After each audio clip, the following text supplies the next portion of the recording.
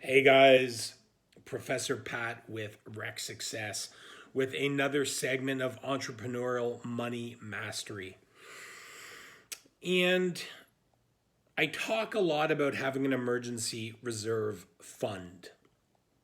And a lot of people that have worked with me in the past and a lot of people that still work with me have benefited enormously from this advice. And I put a video out on this, and people are asking me, well, Pat, how do we get started? And the question, I'm going to fire it right back at you. And here's the question: how lean are you running your business? What I mean by that, how tight are your margins? How much money do you have left over at the end of the month? And, what you need to do is you need to pick a number. It doesn't matter what the number is. It should never be lower than 5%. You know, I'm happier, at around 10, potentially a bit more, depending on your circumstances. And you're going to allocate that money over daily into an emergency reserve fund that you're not going to spend.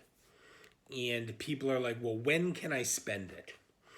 I'm like, you can spend it in the event of death or potentially damaging your credit, personal or business, depending what the scenario is. But there is no other scenario in which you can spend that money.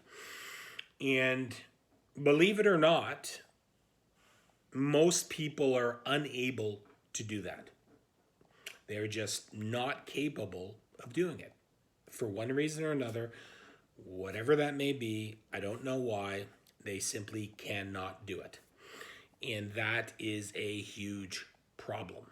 It's no more complicated than that. And remember, that emergency reserve fund, that's besides like things like tax allocation, furthering, education, and, all the other things that can spell like disaster for small business. And, right up there, besides not having an emergency reserve fund, is tax compliance. And again, not a lot of people talk about this. I don't know why, because it's extremely common. People, don't have their corporation or their own personal payroll set up properly. So they're getting killed at the end of the year by whether it be Revenue Canada or the IRS. And it's just a nightmare. So guys, simple. Pick your percentage, okay? If it had to be 1%, that's a disgrace, but it would be a start. It's 1%. 5% minimum, I'm hoping, up to 10, and let's shell that money away. And this is going to be, step one to not having to stress about money. And I'll leave this for another video, but you should have a similar set of financial controls within your personal life as well.